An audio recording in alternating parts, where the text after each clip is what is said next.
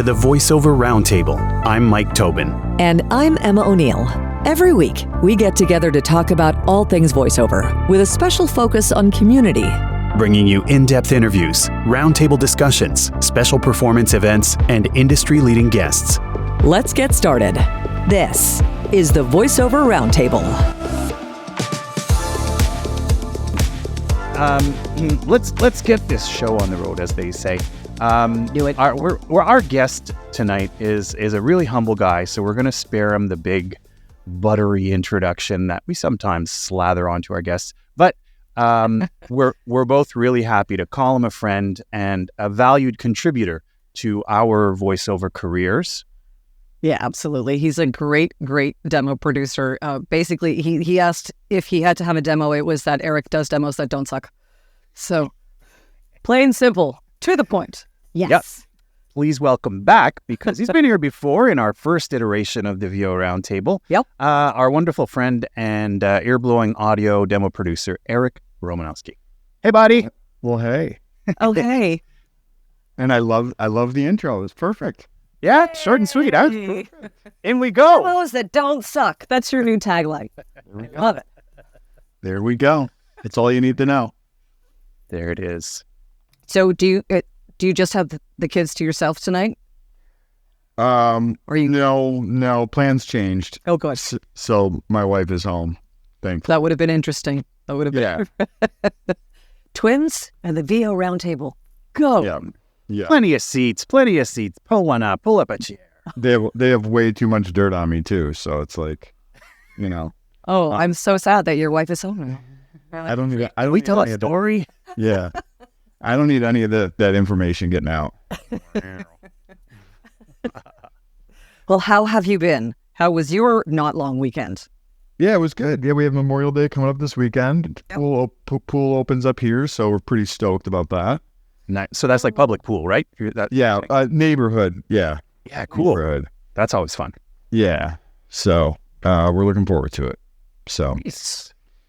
Very, very cool. Well, we have lots of stuff to talk about, so we'll just say up front that if people want to find out more about Eric and some of the things that we normally do in our bio, like how he got started and stuff like that, we're going to pin a link that he shared with us so that you can go and listen to some other interviews and podcasts to get to know him even better and just share the love of other podcasters and content creators, because that's what we're here to do, is to promote and point you in the right direction to the cool kids, you know what I mean? The people who are contributing without asking anything back.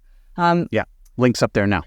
Perfect. So one of the things I personally think is cool about your role as a demo producer is how you connect and collaborate with voice actors, often at very different points in their careers, and sometimes even multiple times, like me.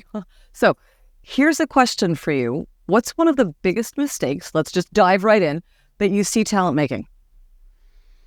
yeah, they could be new or been in the career for a while. Is that what you're saying? Like, doesn't matter what stage of their career they're at. Biggest mistake. Yeah. One big mistake. Sure. Well, we're going to talk about a few probably, but yeah, go. Yeah. Yeah. I would say I have so many. How much time do you have? I guess I'll just start like from the beginning, and I guess it would be like not utilizing the resources and all the knowledge that is on the interwebs these days. Yep.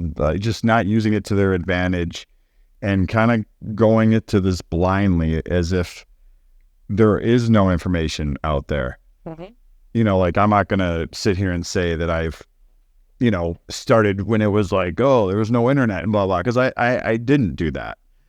And I have had all these resources available to me. So like, I utilize them to their fullest potential. I was, listening to other demos that people were producing. So like when someone comes to me and they ask me a question, that's probably on 80 different voiceover websites, you kind of wonder like, what are they doing?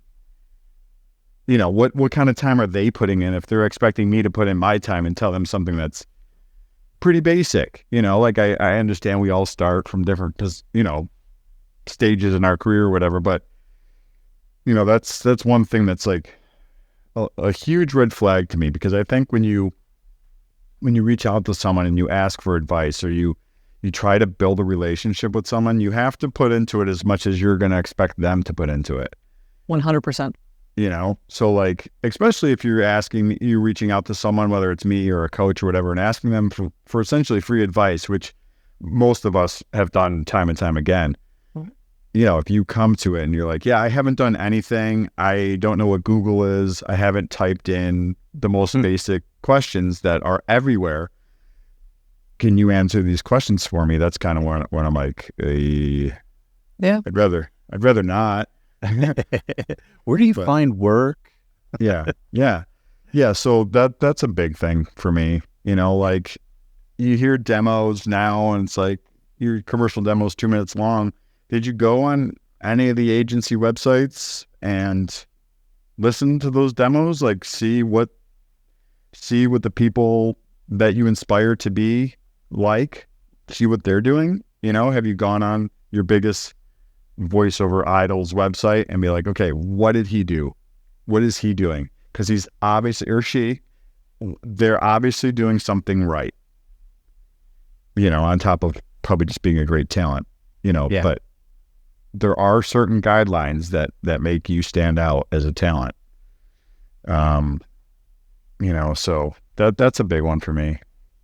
Yeah, and there's like you're saying, with the internet, it's such a great time to be able to learn, and there's so many opportunities to model, like to see what, like you just said, somebody's being successful. What are they doing? What's their gear? What's their demo sound like? What are they? Where are they? There's so many opportunities to sort of reverse engineer success, and not just in voiceover, but in anything. You know, you want to set up a YouTube channel, there's plenty of people who tell you what lights to use, how to set them up, what camera to use, what's the best lens for your camera, all that stuff like that. Right. So it's, do your research, man. But and again, it's not to say that you shouldn't reach out and ask anyone questions. It's like, just get some sort of grasp as to like what the industry entails.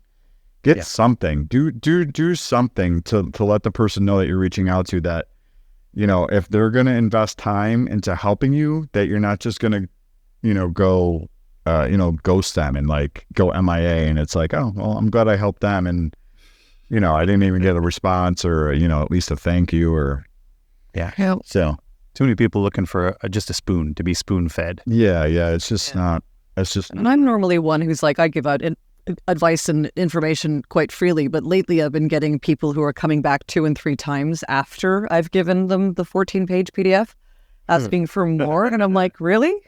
Are you like, really? Okay.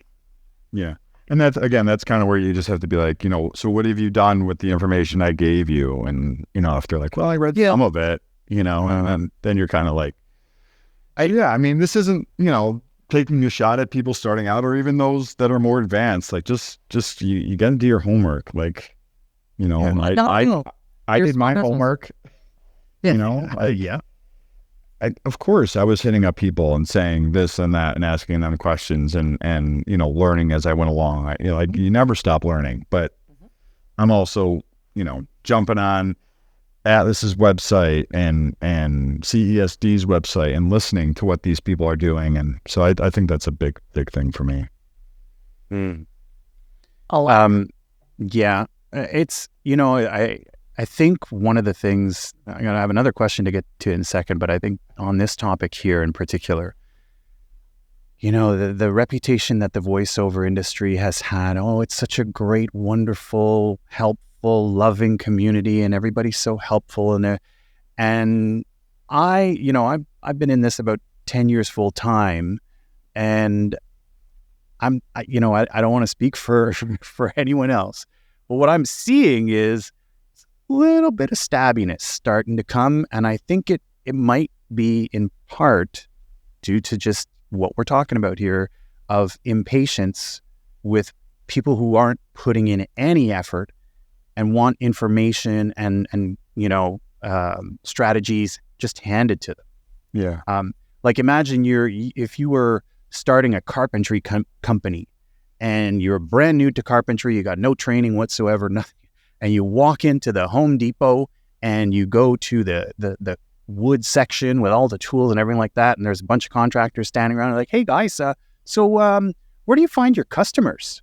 Like, how out of place would that conversation be? And that's the thing, is that kind of thing happens every day. Yeah.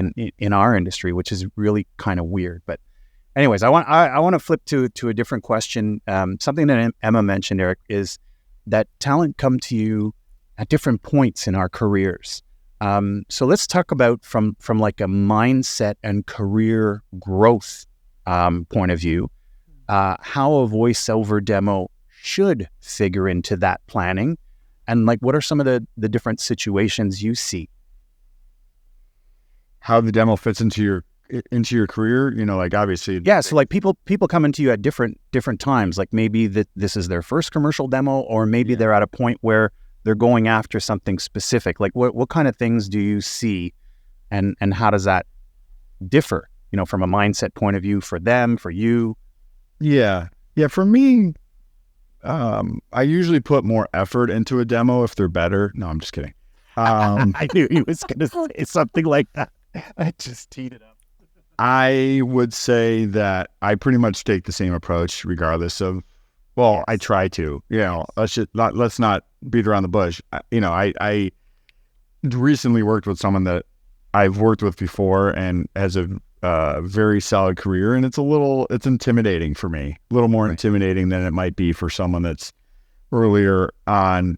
I don't want to screw it up. I don't want to over direct them. It's all the things that go through my head of, so that I guess would be the only thing that really comes out of working with someone with more experience, and they might be a little less open to my input, especially people that are older than me and have been at it longer than I have. Those are some of the things I might come across. But in terms of the benefits to a demo, like obviously if you're new to the industry and you're trying to land representation, demo is usually the way you're going to do it. I do know some people that get signed just from, auditioning for them and they're waiting on the demo still, which is pretty remarkable, but that's not the norm. So that's the way to get some of those smaller agencies usually is, you need a demo. And then when you do have those more regional agencies, the demo again, like it's like, okay, I had this demo produced by so-and-so, or maybe I produced their first demo and they're like, and I feel like I'm better now. I've put a lot of time in, I'm coaching, I'm ready to seek out that bi-coastal representation, or I want to get a manager.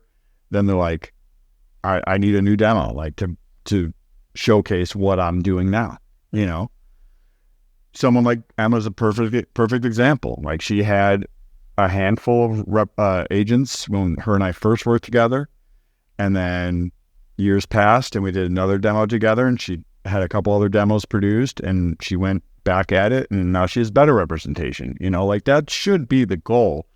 I'm not saying representation is for everybody and not everybody wants to chase after the agents. But if that is your, what your goal is, then yeah, you start small and then gradually build to the bigger agencies. Does that answer your question? That was part of my, we're talking about mindset and career growth. Like that was part of my plan. It's like, okay, do this to get this. Okay, cool. Establish myself here. Now do this to get this. Like, and now, throw myself into this arena and see what happens. And you did try to get the bigger agencies. Oh yeah. You know what I mean? And that, I guess that would be one of the other things that I was going to say, like one of the biggest mistakes I see is talent, and I'm not saying Emma, but talent reaching out to He's really saying Emma, but No, I'm not at all.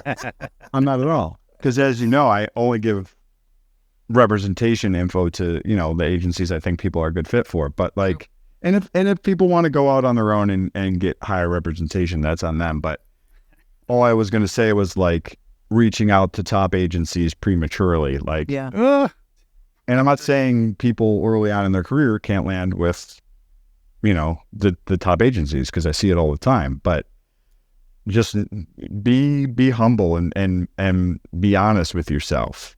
are you at the point in your career where you should be with the best agencies in the country? And if you're not, I'm not saying you shouldn't submit, but I am kind of saying you shouldn't submit. Like, it's okay to make it a goal when you're in your 30s or in your 40s or in your 50s to get to with that top agency. It doesn't always happen right away. Doesn't usually let's fix that. It doesn't usually happen right away. Yeah. Because there's so many people doing it and there's so many great talent, and it's hard. It's very hard. Yeah. So in your opinion, how should people be navigating this? Like, how do they know where, and more importantly, when to go to particular levels of representation? So it's like, you would suggest, I'm just throwing it out there so keep this conversation going, of start with local, then hit regional, and once you've kind of developed and built a bit of a career, then moving forward, or? Yeah. And there's obviously, not a one size fits all. Yeah. But, and the thing too that I try to steer people away is submitting to every regional agency, so that they have like I have people rattle off like 12 agencies that they're with, and I'm like, okay, that's great. Are you getting any work from them? And they're like, yeah, no. It's like, okay, well then, I don't want to go down the horror stories I hear about some representation, but I do hear some horror stories. So like, just make sure the agencies you're going with are going to take you to the next level. And I've even heard recently that one agency was like, yeah, if they have a ton of regional stuff, we don't even really want to have them on our roster because it's going to take away from the work we're getting for them. And if they're getting those same auditions from other agents, again, it's going to take away from what this agency can do for them. So going back to your initial question, Emma, I guess I would say, again, I'm not saying some talent can't submit to like the bigger agencies. We see it all the time, especially young talent. I think it's kind of easier because, not easier, but there's just less people in that age group doing it. Like 20-year-olds are obviously going to be more of a hot commodity than 40-year-olds. That's just the reality of the business. Yeah. I think talking with your coach, if you have one, which you should, talking with your coaches, I typically send people to agencies that I think they're a good fit for.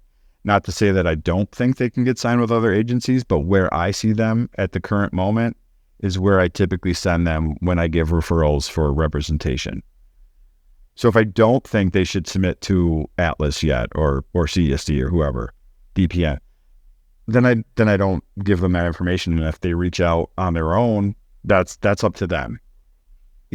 That's up to them. But it's not where I think they're currently at. I don't think they're currently ready. They need more bookings under their belt. They need to go in and say, yo, I just booked this national campaign. Yeah. This is what I've just done recently. Like that's a great time to reach out to bi-coastal representation or like a bigger market like New York or LA. Is to say, yo, I just booked this huge video game. I just booked this national campaign and I'm also doing promo for this and that, then the agent's like, oh, interest is piqued. Speaking of promo, we have one of the bigger promo voices in VO in our audience tonight, Donovan, who has made a really great point. When you go to the big agency websites and you can honestly say your demo or work is on par with or above the talent they already have, then you may be ready to submit. It's a really good point. Yeah. Mm-hmm. And free resource. Go and listen to them.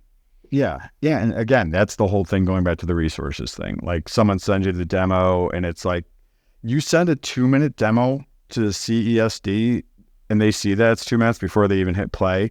I doubt they're even going to listen to it because they're already assuming you don't know what you're doing. I know I do. And I'm not even as busy as an agent. Like I'm just going to assume like, this is 2 minutes. What's going on here? Right. I'm not saying I won't listen if someone's asking me for help, but I'm just saying an agent's not going to do that. And I think the key word with what Donovan's saying is honestly. Like you have to be honest with yourself. Like don't don't try to force yourself to think something that's not true. Like, go with your gut. And again, that's where the demo producer might come in, or the coach, or whoever, like maybe you're already with another agent. But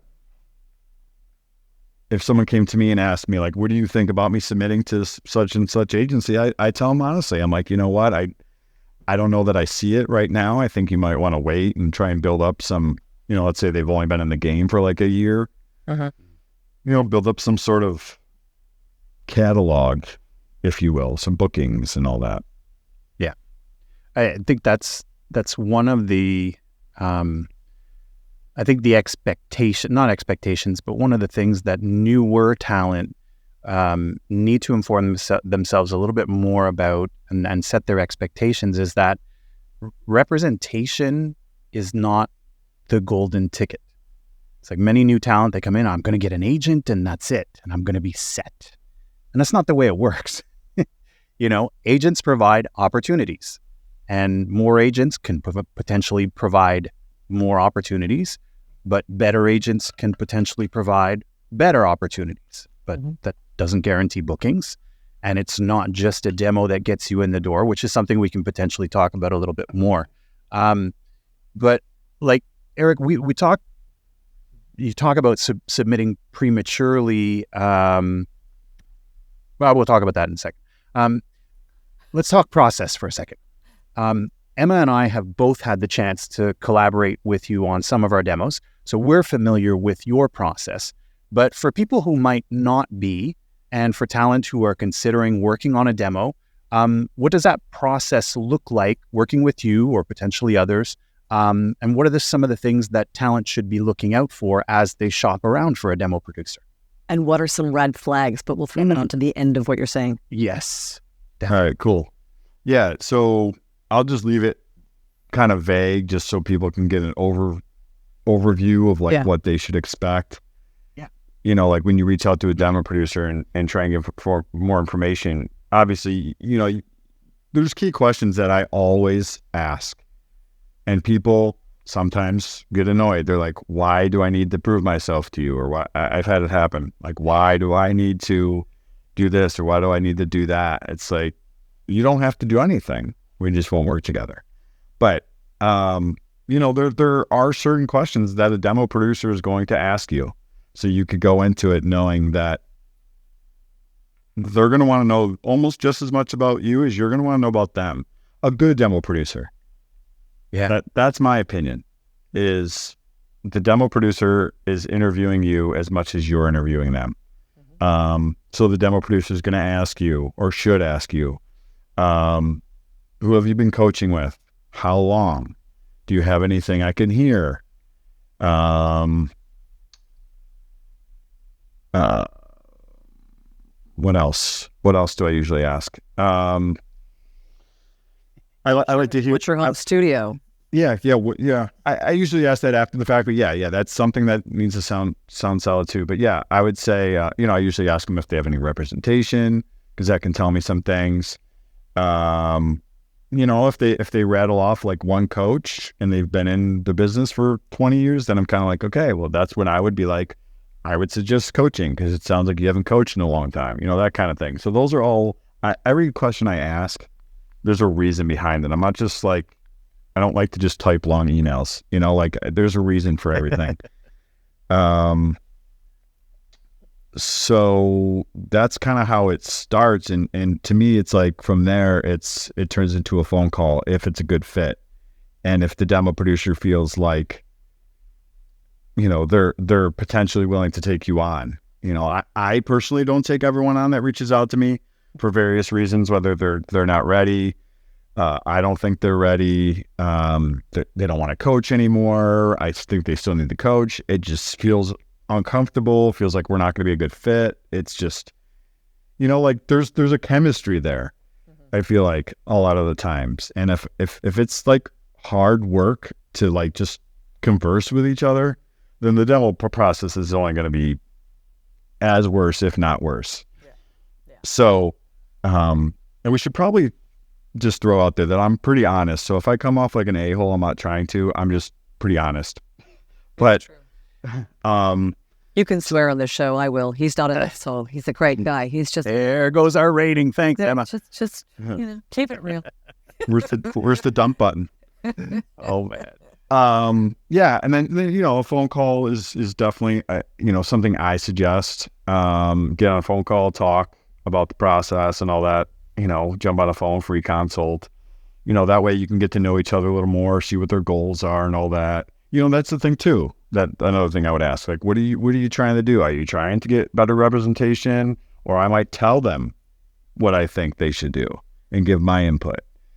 Like when someone reaches out to me and they say, hey, I'm really looking to get in a promo, that's when I go to their site, I listen to their demos, and if I hear their commercial demo and it's like, a minute 45, there's 4 clips on it, they all sound the same, I'm not going to take that person on as a promo client, because I wouldn't be able to sleep at night knowing I'm taking someone's money for something that they could probably potentially do, but an agent isn't going to sign them based off their promo demo.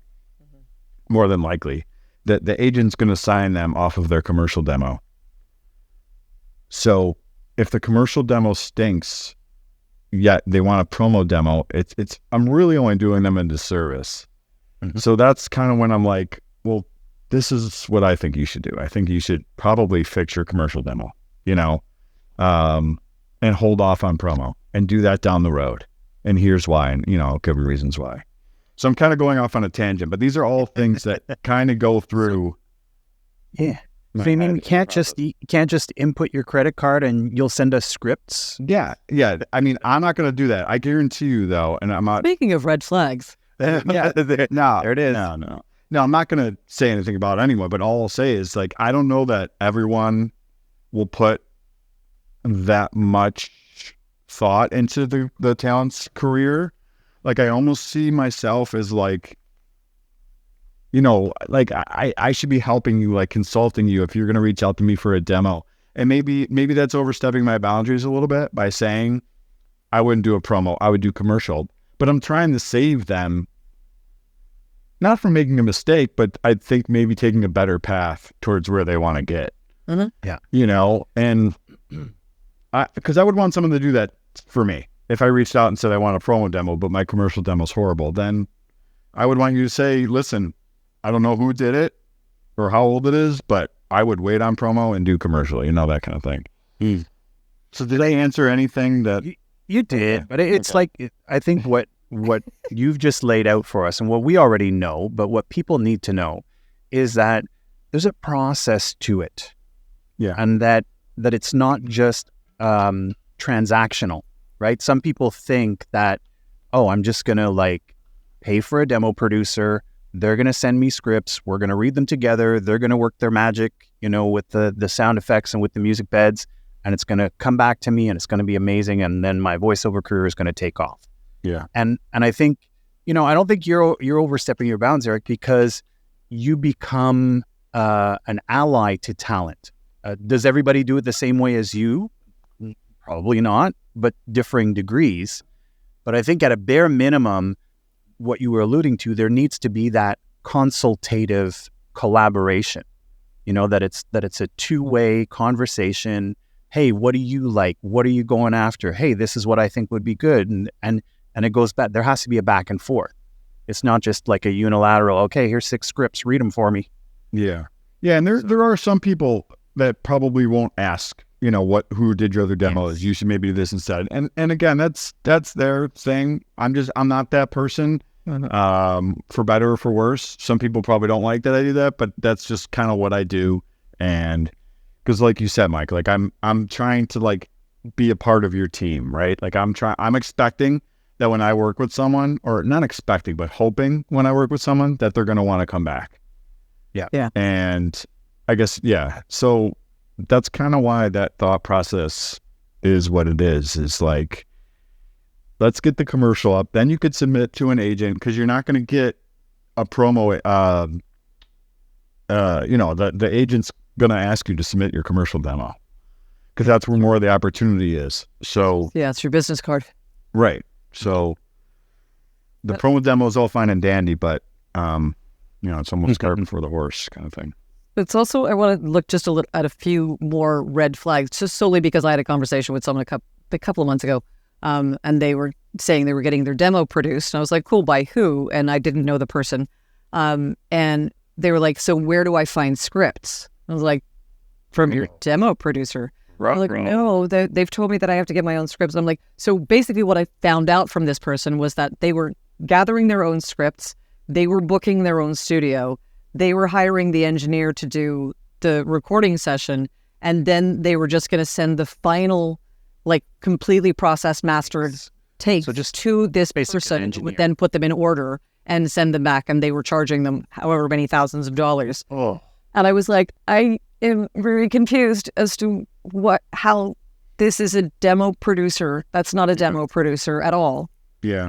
Yeah, there are some demo producers that ask you to collect scripts. I don't do that. I wouldn't feel comfortable doing that. Early on, I'm not going to sit here and say I've never done that. Early on, I did that with like imaging once, and I let them provide scripts, and I put an end to that and told them that I needed to provide them because they weren't sufficient, and I've never done it again. So you learn from your mistakes, right? Yeah. Like that was a mistake I made early on, and then fixed it and have never done it again. I would just respectfully decline the project if they're like, well, I don't want to pay you to write. Like, and both of you guys know, like if when I send copy to people, if they have input or they want to change a line or they want to say it this way instead, or what if we did this? Like, it's a collaboration. I'm never opposed to anything. I want everyone to look good. I want the talent to look good, the coach, the demo producer. So like, if it doesn't make sense, then, I'm not going to give you the thumbs up on it, but that's just, that just comes with the territory of different demo producers. Some are going to be a little more hands-on. Maybe, I don't know who you're talking about, Emma, but maybe they're just like, this is like a side hustle for them on top of like voiceover. Cause I am seeing more voiceover people producing demos now, actual talent. So like, that's something to be. And let's be realistic. There, like what we're seeing with this conversation, there are different offerings out there in the marketplace. Absolutely. So maybe people should realize that, Eric and a number of others that we would probably consider in the sort of in the same on the same playing field, the level that Eric operates at with his work is kind of that full service. Professional quality, almost can we say elite? Sometimes, yes. Yeah, works with the elite. Are there people who do the job, at other levels? For sure.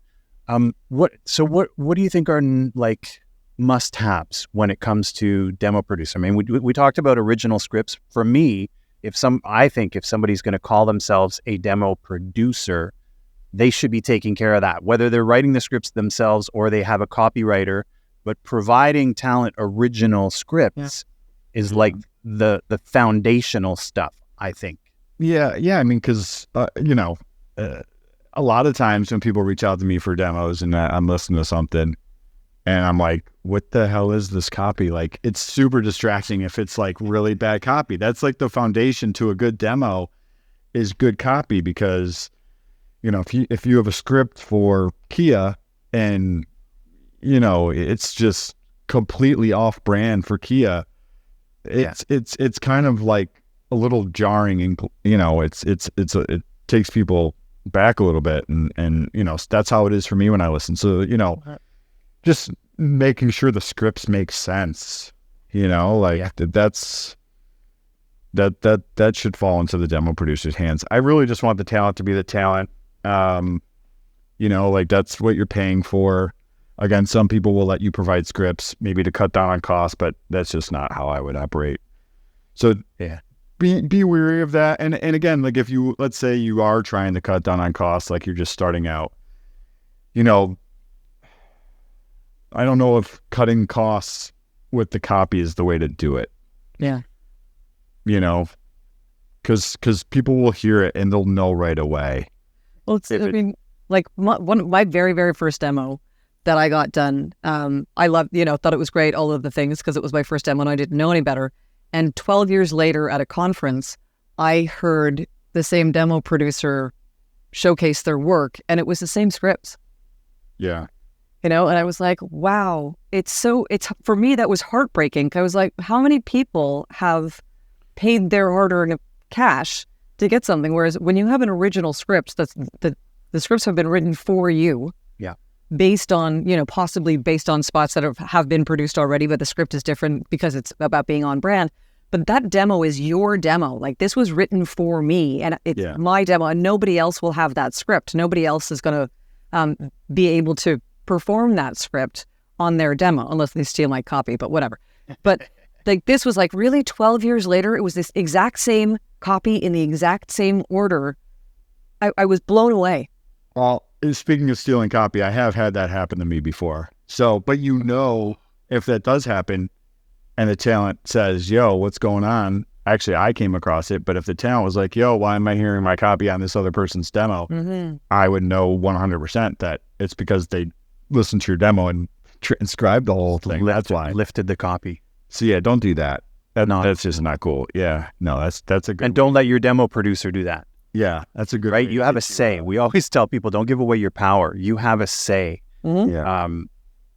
That's one that I just want to say that is one of the questions that I do get a lot is are these scripts strictly for me? And it's like, yes, 100%. I don't use any other.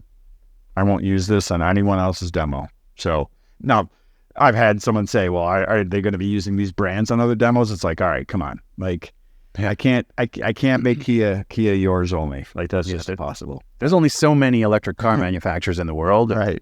Yeah. Mm-hmm. But I wanted to ask one of the questions that's in the chat right now, because there's I want to stick with, demos and agencies for a second, but I think this is a good kind of lead in. Annie has asked, local versus regional agencies is not clear to me. Are they listed on such a database? I haven't started intensively looking yet, but that doesn't seem obvious to me. And to piggyback off that is Terry saying, how many national agencies are there, and how can we distinguish them from the others? Mm-hmm. Yeah, so by national, I'm assuming they're talking like bi-coastal. Yeah. New York and LA. I honestly don't know how many there are. I mean, there's a handful on each coast, New York and LA, and then, I mean, I shouldn't say a handful. A handful come to mind. I guarantee you there's a million agencies. I've even seen agencies now where I'm like, who is this? And where are they? And what are they doing? And are they even doing, a lot of voiceover?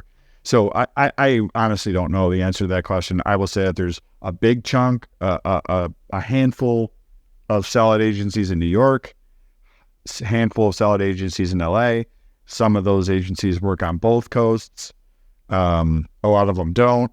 And then in terms of regional, like you're talking smaller markets when we're talking about regional. So it's not New York and LA. It's more, Denver and Minneapolis and, where else? Cincinnati. Yes, Atlanta. Miami. Yeah. And again, like if you get very specific and get really small, then, you're looking at, not every agency is a good agency. Let's just say that. Mm-hmm. Okay. Like you have to, and you guys know this, but I'm just saying it for everyone else. It's like, you have to do your due diligence, find out how much VO opportunity you're actually going to get. Are they a bigger on-camera agency than voiceover? Like all that will play into how successful you are with the agency. If your agent's only sending you one audition every 4 months, then it's like, why bother? Yeah. So there are different sized regional agencies as well. It's like there's the major markets like Chicago, Seattle, Miami, Atlanta would be a major market, I think. And then there's the smaller markets, but they're still regional agents. So there is a list of agents on voice actor websites. Yeah, that's the only list I can think of off the top of my head. Yeah. And even like when, I'm sure you guys too, like if I go on that site, it's like I scroll through and I'm like, I don't know half of these agencies. Yeah. Yeah. So I don't, again, like some of them might do voiceover if it falls into their lap, but they might be mainly a on camera or theatrical. But you know, a great way to figure that out, and again, this goes back to what you said at the top of the show. Do your research, people. Go take the time, look at their website, look at the submissions page. Often it'll say for commercial, but if it says commercial, that's not voiceover. Usually that's on camera commercial. If it says voiceover, that's voiceover. If it says literary, that's for writers and copywriters and things like that. So they will have different submission policies for different types of roles, if you will, different types of actors and things like that. So you got to go there, go check out their about page, go check out their LinkedIn, and you'll figure it out. Yeah, you will figure it out. Yeah. But going to voice actor websites to go onto the list of agencies that they have there will help you. And you can, click away, and it'll help you and overwhelm you. Yes, all of the things. So again, that's a great approach to someone if you want to know more about agencies, right? Instead of just going to someone and emailing someone and saying, hey, I want to know more about agencies. What can you tell me? You could say, hey, I went to voice actor websites and went to their voiceover agent database and was a little overwhelmed by the number of agencies. Here's a list of agencies that looked solid to me. Can you give me any input on this kind of thing? Mm-hmm. That to me says, okay, I've done work. I've put time in. Now, can you just help kind of like push me along a little more, Yep. So yeah, there's a lot on here. So. And Donovan also has a good point of, you can also check if the agency is union affiliated. So that will also narrow it down for you if you're SAG or not, or so if you're union or non-union, or if you want to get into the union, you want to be represented by some. And a lot of the agents do both union and non-union. Most of them do at this point, but it's another good way to filter. Yeah, for sure. And we'll dive deeper into like agency stuff in upcoming shows. We definitely like to bring some of the agents onto the show and different things like that. Emma, are you going to hit that last question or? Yeah, for sure. Just Mike McGann has also said VoiceOver Source Guide as well is another place that you can look. So thank you for that, Mike. We talked a bit before about things like submitting prematurely to agencies. So once a talent has a great demo on hand, what should they do? So it's like, I've got my demo. Now what? Sounds like a title of something I've done at like Real Atlanta. Probably. Oh wait, I have. Oh wait. Yeah. So he's got this one written down. It's PDF, and if you would like, no, I'm kidding. Yeah, like what? Yeah, I think if your goal is better representation, it's time to submit. Obviously, getting the demo up on the website is the first step, but that can't be the only step. Yeah. I hear this a lot, especially with imaging. It's like, I put it up on my site and, it's been a year and I haven't gotten anything. And I'm like, oh my gosh, you haven't? It's like, come on, have you marketed your demos specifically to these people? And some things that's easier to do than others, like imaging is something in the beginning you would market yourself for. Commercial, you certainly can. Obviously, all the non-broadcast, e-learning, explainer, medical, corporate stuff, that's very self-marketed. Promo, not so much, stuff like that. But, obviously getting it into the hands of producers and connections you've made, getting it into the hands of past clients, I think is really smart. Hey, just wanted to let you know. Yeah. I know we, have been able to work together in the past. I really loved working with you on Project XYZ. Just updated my demo and wanted you to have a listen. Keep it short and to the point. It's a great opportunity for a marketing touch, as they call it. Yeah. Yeah. You don't need to beat them over the head with Eric Romanowski produced it. And they're going to be like, who the hell's that? Just get to the point. Just say, hey, loved working with you in the past. Here's my new demo. I just had it done and I'm really happy with it. Check it out. Yeah. And hopefully you get some sort of response. But, that to me is kind of the first few steps to take anyway.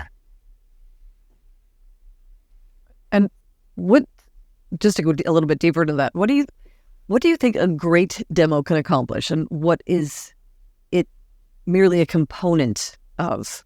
Like, is the demo the be all end all? Is it going to make or break you? Like, if you have a not so great demo, is it the end of your career? Or if you have a great demo, are you going to be the next superstar? No. No. No, I would say no to all of that, and I'm a freaking demo producer. That just shows you how damn honest I am. Yeah, that's true. Can't help himself. I just lost all this business in the matter of one statement. No, I definitely think a demo is important, right? Like, that's true. But if you can't audition, or you just like every time you get an audition, you're like second guessing yourself and you're always uptight in your auditions and it's not natural for you and you're not being you and you're trying to put something on, then a demo is going to do you no good. Like if you're not coaching with people or like let's say you're not booking. One thing I'm surprised more people don't do instead of like just coaching more is bringing a coach into this to the audition. Now, that being said, obviously there's NDAs and all that, so you got to be very careful about that. But, like having your coach, if you have the time, having a coach, having someone kind of work the script with you so you could submit, your best work. Yeah. And I'm not saying that's for everybody. Obviously, someone is, that's been in the game for a while and is booking regularly is not going to bring their coach on if they're not, if they don't book something. But if you're struggling to book something, there's a reason why, and someone's not telling you that reason why, or someone hasn't figured out that reason why. Either your coach isn't being honest with you and telling you you're just not ready, or your demo producer took your money and produced you a demo that just isn't that great. There's many reasons why this could be happening, but you gotta, you have to make sure that you're approaching it and approaching your auditions, with I'm kind of spacing out, but with the right approach. It's been a long day. Are there any Kool-Aid jammers lying around? We need some sugar. Yeah, Some Kool-Aid jammers or something. But yeah, if you're not, if you're not auditioning well, and that's maybe a conversation to have with your agent as well. Like, how are my auditions? Yeah. If you're not auditioning well, like the demo doesn't matter. Yeah, it's true. Yeah, we've talked about that a lot before. Like, if you have a great demo, but you can't reproduce what you do on the demo, like, or if you worked with a demo producer and it took you 24 takes to get to the take that one on the demo, probably need to do some more coaching. Yeah. Do some work, because you need to be able to reproduce what's on there. Yeah. We've already been taking some questions from the chat and things like that, but we're going to really shift our focus over to the community and the people that are hanging out tonight. Take some questions from the room. So if you have a question, I know that Ryan's already got his hand up. We have a few that are in there, and I've got one teed up because I saw Annie ask it, and I'm like, well, I know Eric's going to love to answer this question. This is Eric. Do you only produce English demos? Oh, yeah. Yeah, I would say 99% of the demos I do are English, but as Mike has experienced, he and I did a French-Canadian demo together, and I've done a few Spanish demos. How far I'll go into that in terms of like the Spanish is probably really just commercial. And same with the French Canadian. Like, it's not my specialty. I don't have a freaking clue what you're saying. And it really is more on the talent. They're hand holding me. I'm just producing, and they need to make sure that they're working with if they're bilingual, obviously. If they're not bilingual, I don't know how helpful I am, but to share a bit more of the process, maybe for Annie and anybody else, is that it really becomes, like Eric's saying, it really becomes a collaborative effort where you probably need to bring a few, or at least one or two extra team people into your team to do this. So like in my case, working with Eric, I had someone who worked on translating the scripts with me, not only from an accuracy from a language point of view, but if you're working with scripts that have humor in them, sometimes the humor doesn't translate well. So you've got to have somebody who's, localizing them so that you can get a joke out of it, but it's not the same joke. You know what I'm saying? So I had a translator working with me, and then I had a French-Canadian director direct me on the recordings to make sure that we were getting the top-notch stuff that Eric would want to work with. And then it was just a matter of, okay, let's work to pick the best takes and send them over to him and give some guidance as to where things land. Yeah. But it does require more work from the talent. Because I am not bilingual. So it's really just, as long as that person's working with a reputable coach in that area, I've taken that on, but I can count on one hand how many times I've done that. So, and that usually starts with an English demo first, and then progresses to the Spanish on top of just the English. So, that's kind of where I'm at with that. Makes sense. Before we take Ryan's question, I'm just going to do our mid-show reminder. If you've joined us partway through this evening's show, this is the Voiceover Round Table here on Clubhouse every Tuesday evening at 7:30 p.m. Eastern, 4:30 p.m. Pacific, where we talk about all things voiceover with a special focus on community, bringing you roundtable discussions, special events, and industry-leading guests. And tonight, our special guest is owner and demo producer at Earblowing Audio, Eric Romanowski. Very nice.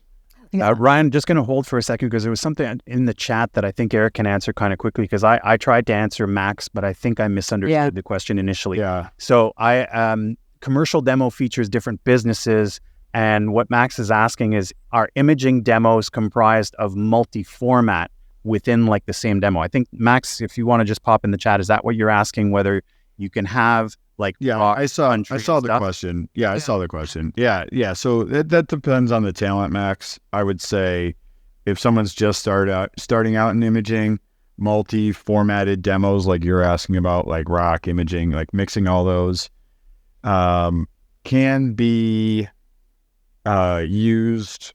There's really pluses and minuses to both. If you want to email me, I can go into it a little more, but like, there's really a good side to the composite and a bad side, and then there's a good side to having format specific demos and a bad side. So, I mean, if you want me to go deeper into that, I can, but I think that's such a niche area that if Max just wants to email me, I could talk him through it. Cool. Thank you. Mm-hmm. Ryan is on the stage. Hi, how are you? And Max, just a heads up, when you reach out, I'm gonna sell you real hard, okay? So this is the brutal honesty. I'm just preparing you. Be prepared to be, I'm gonna give you the Lord. Ryan, do you have your helmet and pads on? Welcome to the ring. Before I ask my question, I just wanted to say a quick thank you, because I really appreciate all of you guys for your effort and for the people they bring on the stage. I mean, I've been following the show for several weeks now, and it's just been such helpful content. So I just wanted to start off by saying thank you. Cool, man. Thank you. Yeah, definitely. So my long-lost brother. I know, right? Yes, there's some distant connection that we're not aware of. Yeah. And I've jokingly told Emma that there is some kind of relation, and it's just kind of funny coincidence. Yep. Oh yeah, I'm sure. I wanted to ask for each of your perspectives, and I'm going to ask the question and knowing that part of the answer is going to be dependent on coaching and the individual performer's goals and direction. But I'd like to hear about your perspective on finding the authenticity of the performer and highlighting the best parts of them in their demo, and then how to figure out that collaborative process. So that way, if there's somebody like me who has an idea of the types of companies that I'd like to work with, or just the types of companies that I vibe with, then blending that all together so that way it can be the best process possible. Mm. Okay, I got some of that question, but you cut out a few times on my end anyway. Can you just give me, Mike or Emma, can you just give me like the quick gist of the collaborative process? I heard that. It's really just trying to, I just wanted to hear from all of you, from Mike and from Emma and from Eric, that knowing that coaching and the individual performance, like what they're going to want long-term for their goals, that's going to impact it. But how does that collaborative process go? Does the person come in and say like, oh, I'm really interested in this. And then you come in and then you say, okay, you sound like you have a great fit for X, Y, and Z. Let's figure out how we can put and show the best version of you forward. And I just want to hear what each of your unique answers are or your individual perspective. Yeah, I mean, I would imagine we're going to have pretty similar answers, but I that's going to come from the coach being involved. Like whenever I work with someone and they're working with a coach, like I typically have either the coach will reach out to me directly, or I'll be in correspondence with them via text, or we'll talk on the phone, and we just talk a little bit about like where that talent's strengths are. Mm-hmm. Or a lot of the time, like the talent will be sending me stuff as they're working with the coach, and they'll record like some of the sessions from, the coaching, and I'll hear for myself what their strengths are. Like, so I got this really big voice reaching out to me right now. So I know like that I'm not going to probably put him on something that's like all soft and sentimental, because it's just not a good fit, so I can hear a lot of that in demos like that that the talent already has, or anything the talent has really,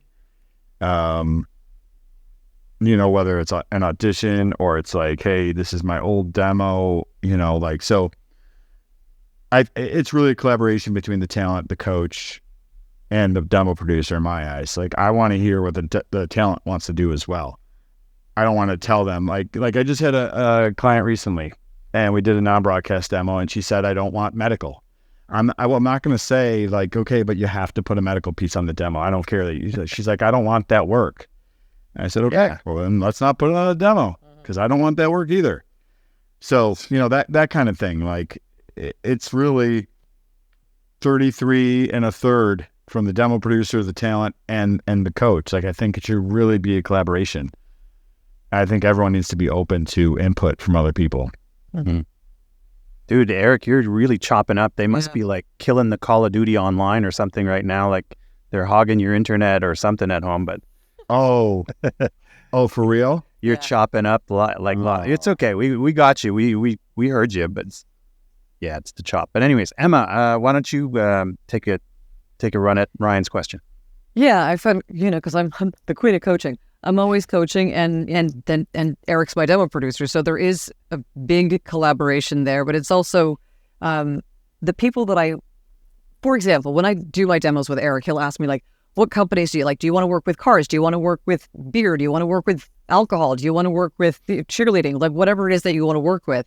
And then you kind of narrow down, like, these are the car companies that I like their vibe. These are the, food companies that I like their vibe, stuff like that. But in general, it's like when I, working with DPN, working with Vince, he heard in me sports promo and automotive. And they're two fields that I've never looked sideways at. I'm like, don't be ridiculous. And then when I started playing with the copy, I was like, oh, wait, first of all, yes, I can hear that. Second, this is fun. But sometimes it's a different ear that's able to hear something in you that you don't necessarily hear. Yeah.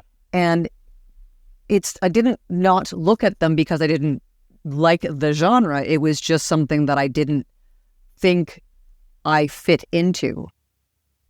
But the industry changes so rapidly as well. Like this is why coaching is so important with people who are working currently in the business. Like I coach with casting directors, because they're the ones that have their finger to the pulse of the industry. They know what's going on right now. Working with people who are either casting in the genre that you want to work in, or working today in the genre that you want to work in, they're the people that you want to work with. And they're, people are coaches, good coaches are coaches because they have a good ear for what it is that you should be doing. Mm-hmm. If that helps. I just left and came back in. I don't know if You Snyderfied yourself. yeah. I don't know if did you hear anything I said? We did. We heard Yeah, everything I you did said. too. It was Yeah, just definitely. little, A little bit like that. no, just a little Alright. choppy. All right, sorry about that. Like kind of like Tom Cruise in Maverick, like So yeah, because I heard Ryan cutting out, and I thought it was actually Ryan, but I guess it was me. So it's all good. No, we heard pretty much everything you said. Okay. Ryan, what really stood out to me in your question was you mentioned authenticity, and like I get it, finding the authenticity in the performance and stuff like that. For me, I kind of got it from three prongs, and number one, I think you have to be, when you're going into producing a demo, depending on where you are, you have to know what your goals are. So my goals, like when I produced my first demo with Eric, were a certain set of goals. And then when I came around to do it again, those goals were slightly different. For example, one of my goals, it seemed very silly and banal, like very boring, but I told Eric, I said, one of the things, I want to have a nice current demo because a lot of my agents are doing a lot of demo recommends. The agents have told us we're getting a lot of demo recommend work. And so that means basically the client is asking the agency not for an audition, but it's send us, 10 or 15 or 20 demos of the people that fit this spec. And so that was one of my goals, among other things. The other thing that became really important, and Emma sort of alluded to this, is your brand. And when I say your brand, it's like, it's hard to be authentic if you're talking about a brand that you would never buy or never aspire to buy, or that you don't have in your world. Eric and I were going through this, and one of the coolest things that I'd never thought of, he's like, dude, walk around your house and see what brands catch your eye. Because I was trying to I had a few ideas we had some things that we were trying to sort of fill it out and change from the first one. And he's like, walk around your house, see what you have. And so I'm like, oh, dude, Swiffer. Yeah. Bring it on. And so things like that. And that's finding your authenticity. If it's something that you've already paid money for, that's part of your everyday life, it's going to be a lot easier for you to connect with the copy and sell that brand as part of your demo. The last thing that I would say, and I kind of alluded to this, is how to be current. And really that's where someone like a demo producer knows best. So someone like Eric, who's doing this all the time, this is what he does, who's talking with casting directors, who's talking with the agents, and knows this is what they're looking for, he can guide you and say, hey, I know you have the voice for this, and I know it might be a little outside of your comfort zone perhaps, but I really think you should include this type of read, and maybe to the point of saying where it should appear on your demo. And then people like me will argue with Eric, but Me too. and that might change depending on where you're submitting it, but to the point where they're going to give you that guidance to say you should probably include this and this type of read because this is getting a lot of bookings right now. Like a lot of them are looking for that. So 3 things: your goal, your brand, and being current, I think are really things that will bring out authenticity in a performance when you're preparing for a demo. That's great. Thanks so much for your shares, all of you. Cool, man. Thanks, Ryan. Thanks for being with us. We appreciate your support. It's one of the few times where you can actually pick the brands that you're going to voice for too. That's true. Yeah, absolutely. So, and you discover, I'm going to make Annie Plourde laugh right now. When you put Dairy Queen on your demo in English, it's DQ. DQ does not translate directly into French. Okay, Annie? Mm-hmm. there you go. Only the French people in the room understood that. But anyways, yes, DQ in French, DQ, which means bums. So now you all understand. Nice. So that doesn't work. So that doesn't work. So those are the things you have to watch out for. Yes, we're having fun. Noted.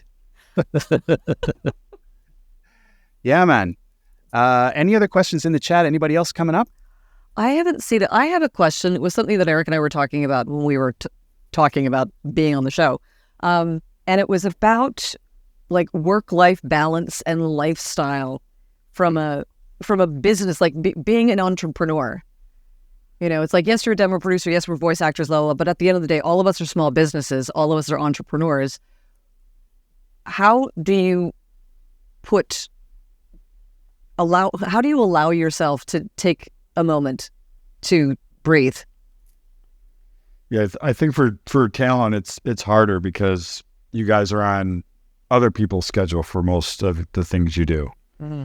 You don't get to choose as much as I get to choose because I can write on my own time. So that is harder. But yeah, I mean, I think it's very important that you get out and take a break, and you kind of I think the problem with a lot of people not doing it is they think it's harder than it really is. Yeah, they have no problem like, scrolling on Instagram for an hour, so take that time. And, this was like a huge thing for me during COVID, and then I just kept doing it. I was like, screw it. Like, I work too much. I work on weekends. I work nights, especially when I was first starting out, working until 2 a.m, 3 a.m, waking up at 6. Like, it was just stupid. And a lot of people have to do that. And a lot of people probably don't have a choice. Like, if you're just starting out and you're working another job, like, you might have to work crazy hours like that, and you might not have time to, do the whole, go for a walk, go to the gym thing. But, you can walk a mile in about 15 minutes. Yep. 1 mile is about 15 minutes, 16 minutes if you're kind of slow. For our Canadian friends, that is 1.8 kilometers. There you go. Just say. So yeah, like if you break it down like that, like when I walk 2 miles now, I'm kind of like, really? I only did 2 miles. I start off the day with like 2, 3, sometimes 4 miles, and it's almost like nothing. I'll listen to a radio show. I'll maybe do a couple emails, and I'll be walking. But I also just try to enjoy the moment.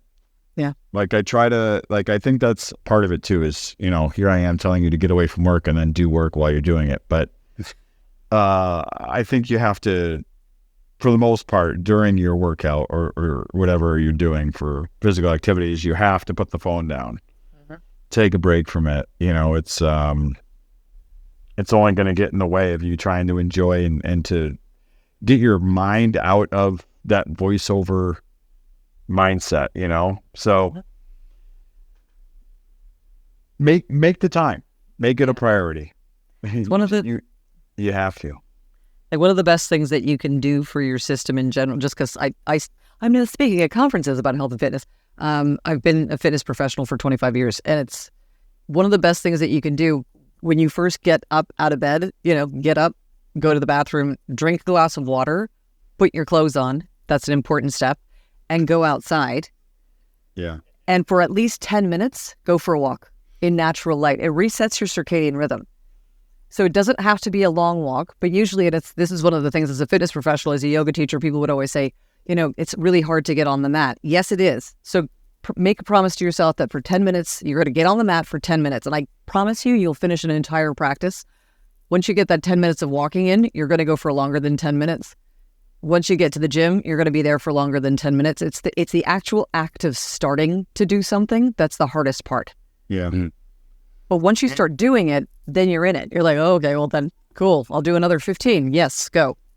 Yeah. Yeah. Part of the reason too for mine was I had high blood pressure, and I was like, okay, like, got to make sure I'm getting out on a regular basis, and it's easier if you have kids. I take a lot of my calls on these walks. So like, I'll catch up with my parents who are out of town. I'll call friends that I haven't talked to in a while, and I will literally just walk and talk. And it's like 30 minutes go by. You just had a fantastic conversation with a friend that you don't get to talk to, and you got a great workout, in the mix too. I was even working out with a couple voiceover buddies at one point, like we would just connect and do it over Zoom. Mm-hmm. if we're both had the same goal in mind and we're like, hey, you want to work out? Sure, let's do that. That kind of thing. So I see a lot of voiceover people not being as active as they probably should be. And it's a very sedentary job. And I think people should probably start taking it a little more serious than they do. Not just from a healthy weight standpoint, but just for like the mental side of things too. Mm-hmm. Yep. So. Yeah. Mental health is so affected by our physical health. Yeah. So it's something to look at, because I just wanted to, because you have made such a point in your own life of putting your health first. Yeah. Whereas before, like we talked about, before it was an afterthought. Yeah, it was if I had to get something done, it was like, okay, I got to get this done, and then if I have time, I'll go work out. And now it's like, I got to work out, and if I have time, clients probably don't want to hear that, but that's the reality of it. Is like, I have to put myself first, and you should put yourself first too. Like, I know it's a very demanding job, and I will say that talent have a much more demanding job than I do. It's not like I have to really ever drop everything and go run up and produce something. Like, that's just not how my life is. So this is easy for me to say, but I think my mindset on money really helped make this transition, because if my mindset was money, money, money, then I'd be like, forget working out and forget all that. But now that my mindset is like, okay, money's great, but it's only so good. It's only going to do you so much good. And then I'm like, all right, well, what can I do to fill this time? And that's where, like, okay, hang out with your kids, go play basketball, go, play soccer, whatever. If you have kids, you really have no excuse. Mm-hmm. Like, especially if you have a son like mine, like, I have to get outside with him or he's a maniac. So like things like that, just don't just send your kids out there, go outside with them, shoot the basketball around, Yep. It doesn't take a lot to just be a little active, or just start small and it'll probably grow from there. It always does. You'll realize how much like, I never walked before. Now it's like I do it all the time, and now we hike and all that. Like, I never went on walks. I was like, that's for old people. Well, now I'm the old person, and here we are. Welcome to old people. Yeah, and now I'm walking. And then say, welcome. Yeah, It's okay.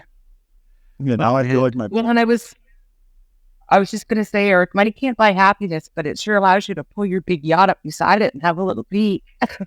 Yeah, there you go. There you Hey, Pam, got a question for Eric? Yes, well, it was actually more for Mel, actually, if you don't mind, or oh my God, I just lost my mind, for M there. I was just wondering with the demos, I'm just kind of getting ready and prepping to do mine over the next couple of weeks, but I also kind of chose like Harley Davidson, NASCAR, stuff like that. So as a woman, how do you approach that differently as, because I mean, normally these would be sort of men's roles, I'm assuming. Yes, you have a point. So one of the people that I work with for promo coaching is Harry Dunn, and he talks about there's the difference between the bar fight read and the sultry read. Men generally I was right. Yeah. So I think you were at that session, but it's I think there's validity in both, like, because what he says, and it does make sense, is how do you get the ear of the listener to be pulled in a direction that they're not expecting? So as a woman doing a Harley Davidson spot, are you going to do the bar fight read? Maybe. No. You could. Bar The bar fights. You could. Like, so I also coach with writers. So Mark Ryder, he's a massive promo actor in this world. And he talks about he calls them clubs. So it's like, what are your characters kind of thing that you pull from? And one of my clubs that I pull from when I get kind of a rough and tumble audition, that's a rough and tumble read, I call it my writer club. I read like I'm like channeling Ryder. What I mean, and he's a big burly Harley Davidson rider, like horse riding, bald bearded, gruff and tumble dude. Yes. But I'm still like, I'm gonna, step into my writer voice. And it's fun because it's not something that I explore a lot. So it's, when I get a spot like a NASCAR spot or something like that, I'll do one that is a rough and tumble read, a rider read, and then I'll do another that's super duper sultry. Mm-hmm. Okay, so by rider read though, you just mean like a tough chick kind of read? Yeah. Okay. Yeah. And Annie, I hope the NASCAR and Harley Davidson are two different demos. Oh, my coach actually gave them on one. The NASCAR.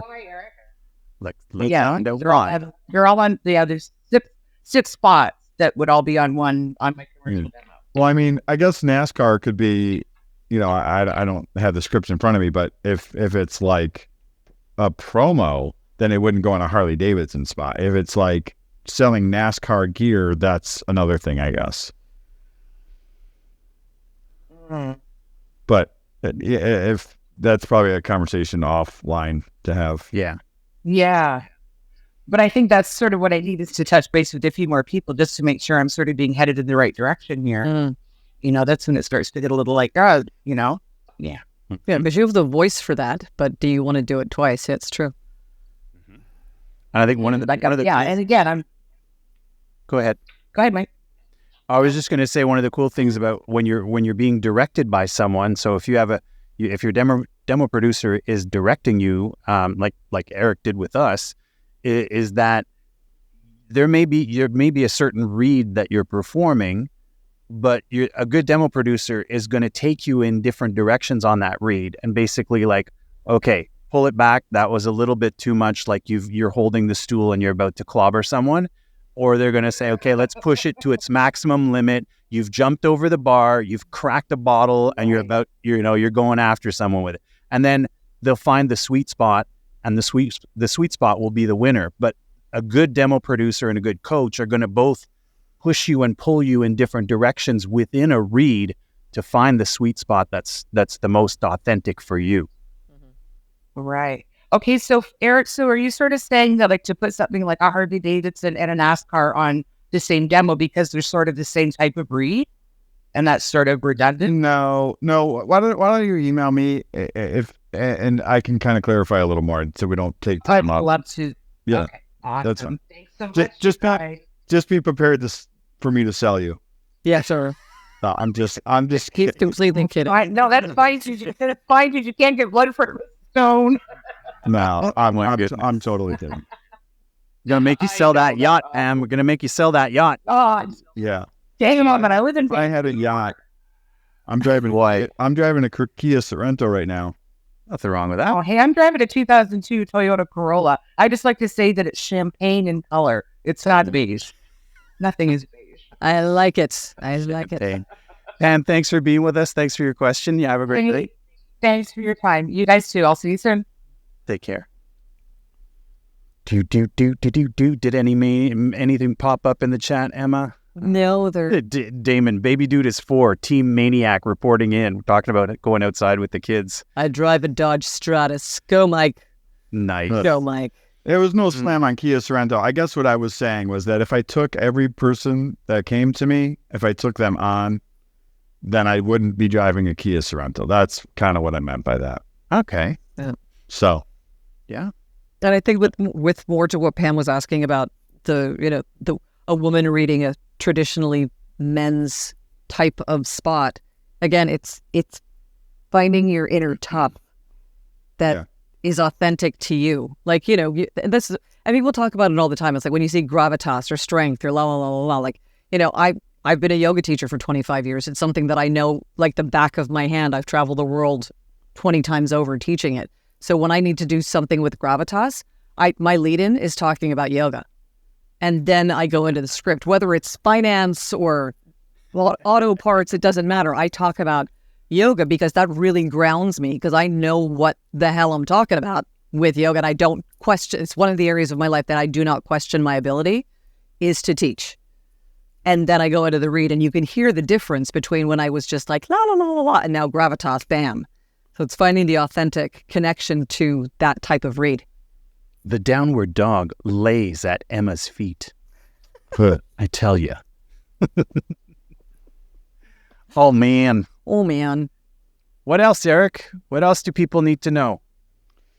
People need to know that they shouldn't jump coaches Yep. Explain, please.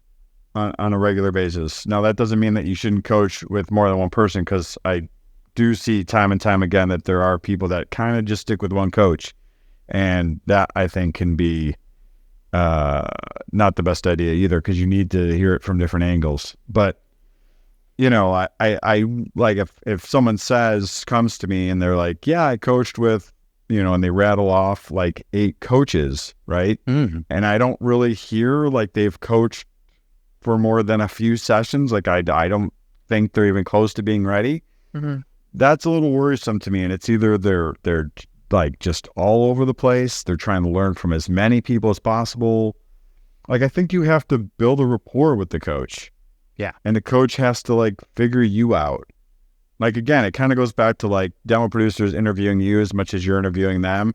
Like, I feel like the coach is trying to figure you out just as much as you're trying to figure them out. So don't forget that. Like, so if you're like, yeah, I coached once with them, and then I work with so-and-so once. Obviously, I understand there's workshops and that you only get like one opportunity there sometimes. But just even if you again, it's not my money, so it's hard for me to say. But I also feel like even if you aren't 100% on the coach the first time, the first session, maybe give them one more. Yeah, that's fair.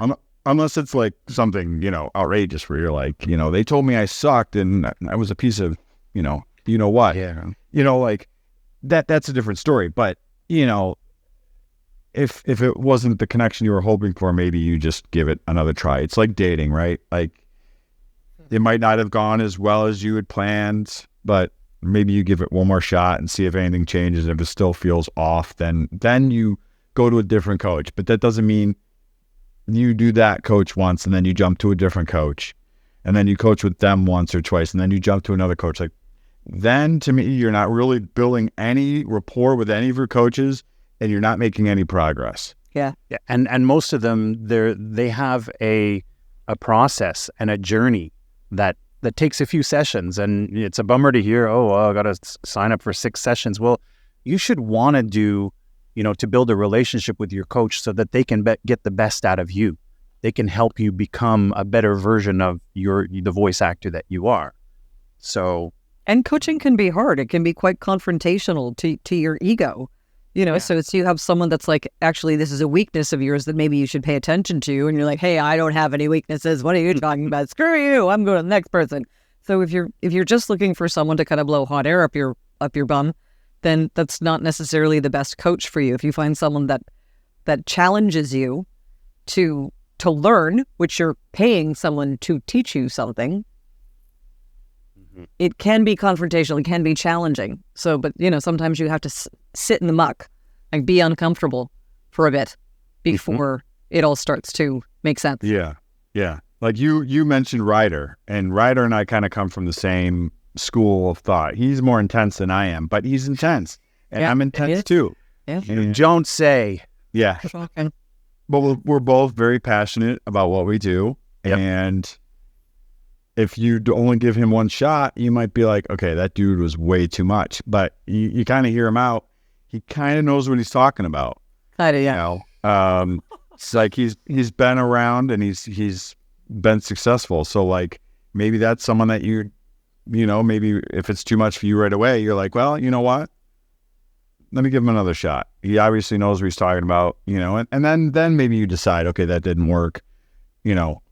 Again, it's nothing personal on Ryder. It's just, it wasn't a good fit for you. And then you move on. Like it's part of the business, But yeah, I'm a little skeptical of someone that reaches out to me and they tell me like they've been in the business for a year or 2 years, and they're like, and they rattle off like 15 coaches. That's where I'm like, yeah, it's a little worrisome. So I got a good question. Actually, it's kind of a two-pronged question from Casey in the chat. Yeah. First part, do you think that a commercial demo is definitely the right first demo for everyone? I know that that's the path to an agent, but I wonder sometimes about starting with something less sexy.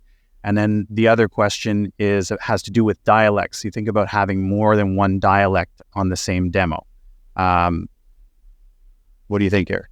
yeah, so the first part of the question is yeah, like it doesn't have to be commercial. Right. If you're not seeking representation.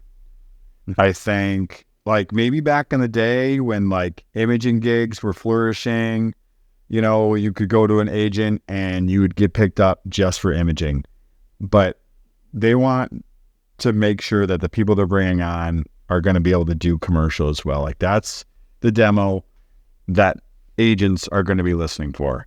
Some agents, that's all they really care about. You know, like you look at some of the more regional agencies, they're maybe getting commercial and they might be getting like the non-broadcast e-learning stuff, right? Yeah. They're not going to get anything else. They're not getting the imaging. They're not getting promo. They're not getting in-show narration. They're not getting that stuff. So, I'm not saying none of them are. I'm just saying, let's just say this made-up agency isn't getting any of it. That's kind of where the commercial demo would come into play, where it's like there's more opportunity there than say promo or imaging. Yeah. But in terms of what Casey's asking, like, yeah, like I think starting off with like some sort of non-broadcast, you know, corporate demo, if that's something you enjoy doing, or some people like to do medical stuff, like they're hardcore into medical, like there's some people that want nothing to do with that work. And if that's something you're passionate about, go for it. Like, yeah, I don't do a lot of demos in that world, so, you know, I can't speak too much on that, but all I'll say is, you know, like there's some solid jobs in there that you can pick up. And if it's consistent work and you enjoy doing it and you don't have to pay an agent commission, you know, that's not a bad problem to have. I'm not saying that agent's for everybody. I just feel like that's the goal for most people, is to get better, higher paying gigs from like an agent, whether it's commercial or, you know, promo or anything like that. Yeah. Casey just adding some stuff in the chat, wondering if having a string of non-broadcast business base makes you more appealing to an agent in terms of showing you have business savvy, drive, etc. Yeah, for sure it would, right, Eric? Like, but at the end of the day, to what Eric's saying, that if an agent is going to take you on, they want to be able to market you. And depending on the agent, most agents, their bread and butter is going to be commercial, right? Yeah. Yeah. And she kind of even said it in the beginning, like, that's just not, those areas just aren't going to be super sexy to bigger agents. Right. So like if you go to like an Atlas and say like, check out my e-learning demo, they might be, and this isn't a slam on Casey or anyone. I'm just saying this is the reality of it, is, you know, they're really not going to care, because most of their work is going to be in commercial and promo and, you know, more broadcast type stuff. So yeah. The other question about the dialects. Yeah. Like, I've thrown like some, what I call a little bit of flair in a demo before. You know, I guess that's more of a question I would have with your coach, like how depending on what the dialect is, but like I've thrown Spanish stuff on a English demo. I come up with like some sort of creative way to intersperse it into the demo. I've done that with like singing and stuff too, for people that are like really good at singing.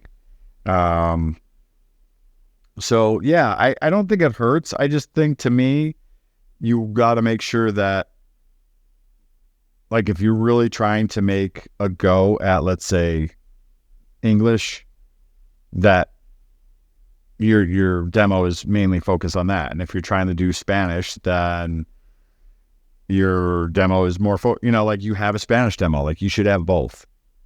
Mm-hmm. You know what I mean? I wouldn't like marry them together to make sure that, you know, you cover both sides of it. If you really want to go after these areas, you have to really have one of each. Cool. So This has been pretty spectacular. Fun. Pretty spectacular. Didn't expect anything less. So well, I appreciate that. Thanks, buddy. Yeah, thanks for having me again. I feel like I'm kind of out of it. I think it's because I had like a really crappy day with my kids today, who were just Not out of it. giant pain in the you know what. So they were children. they exhausted me today, and now I don't think my brain's really working. That is But anyway. that's okay. It was Tomorrow is a new day. and it was working just fine. There was a lot of fantastic information shared. Yeah. We're really grateful that you took the time, especially feeling like you've been punched by the children, by the wee here- ones. And here's the thing too, and I have honestly noticed this, is I screwed up my ankle like a week and a half ago, and I did not get outside today. I didn't get outside yesterday. What's today? Tuesday. So yeah, I haven't been outside in like 2 days, and I could feel it like starting to weigh on me. Like I Yep. haven't been outside because my ankle's screwed up. And I'm trying to rest. So again, there's another example of why it's, my kids were just a little more irritating today than normal. And I think that's part of me not getting outside and getting the fresh air and going for a walk and doing my thing. And so now I'm all thrown off. So maybe tomorrow I have to. So Yeah, you do. there you have it. Even if you can manage 10 minutes of it. There you go. Mhm.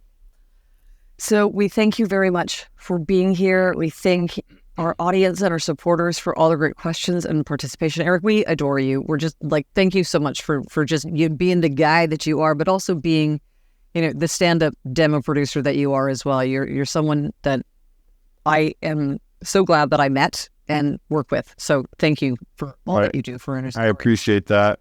I truly do. And I love my Canadian clients. I love all my clients. But I think you're like an honorary Canadian because you got the nice guy thing down pat, and that's one of the things that we're known for, right? The nice guy, nice girl there thing. you go. We love you, man. Thanks so much for being with us tonight. No, I appreciate it. I appreciate it. Thank you. all your time. Emma M., what's going on next week? Next week, we are talking animation and online stuff, like how to get work from online with our friend Anthony Sardina. He is a Toronto-based animation actor who we have had the pleasure to watch just take over the world in the last few years. He's crushing it. He's crushing it. So he decided that this is what he was going to do, and he is like a dog with a bone. That man just has taken over the animation world in Canada, at least, and pretty sure in the States as well. He's making his mark. So he's going to be our guest next week. We're really excited to have him on. Nice. We hope you join us for Anthony. Tuesday evening, 7:30 p.m., 4:30 Pacific, every Tuesday night here on Clubhouse, the Voiceover Round Table. We'll hear you then. Have a great night, everyone. Thanks, guys. Thanks, Arch. All right. Thank you.